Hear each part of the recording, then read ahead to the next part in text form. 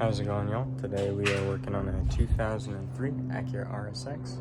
This is going to be brake rotors all around, so it's going to be a little tutorial. I'm going to show you first the front brakes, and there's going to be a second video for the rear brakes as well.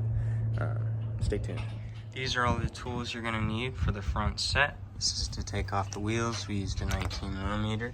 Depending if you have aftermarket lugs, it may be different. You're going to need a torque wrench or some type of adapter of the sort. This is a Harbor Freight one. It was recommended by, who'd you say, Project Farm? Yeah. And then you're going to want a mallet, something soft so that you can knock the rotor off. You're going to want a wire brush so that you can clean the calipers. You're going to want a 12mm, a 17mm. The 17mm is for the bracket itself, and for the caliper connecting to the bracket, it will be a 12mm. You're going to need a brake pad spreader, and lastly, some type of socket. You will need brake parts lubricant once you are putting everything back together. That is important.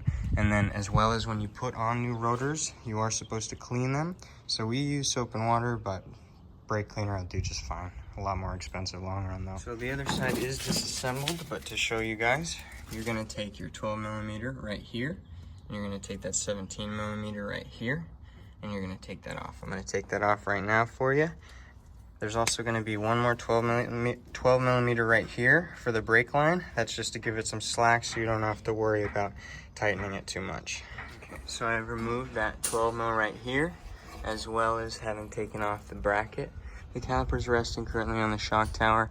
If you would like an extra measure of safety, you can use S-hangers. I recognize that you should use S-hangers most of the time in this car. Don't really need to, that's why I didn't mention it. And then here's a really important thing. Rubber mallet, because you do not want to end up hitting onto one of these studs. You could potentially knock it out, or worse, you could end up malling it, and then by doing that, you're not going to be able to screw on that lug nut back. So let me show you what you could do. I just go around, turn it a little bit, turn it a little bit. This sink is despicable. However, we do need to clean these rotors.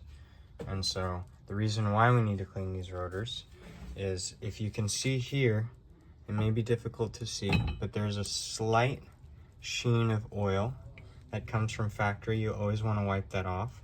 So what I have here is just a dish rag filled with soap. Again, if you need to use brake cleaner, go ahead, use brake cleaner. It just gets expensive after a while. So you always want to dry it after. If you're choosing the water and soap method, you just put it over, a little bit of water, wipe it completely down, both sides. You'll see how it looked like it was clean, but it wasn't actually.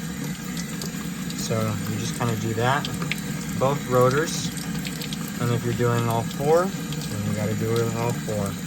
But I'm going to clean this off with water. I've rinsed it enough, and then I'm going to dry it off, and I'll get back to you guys. So I like to put a small amount of grease on the inner edge, just so that the next time you take it off, it's going to help prevent it from getting stuck on, and it doesn't do anything negative to the actual brake rotor itself. And then of course you have to grease up the brake pads as a little assurance.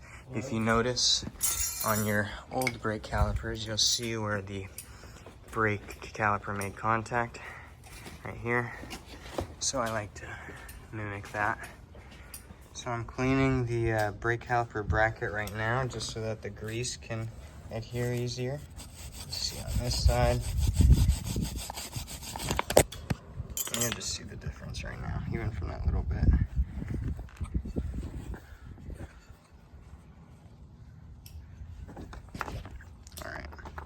I'm gonna finish that up, and then I'll stick her back on there.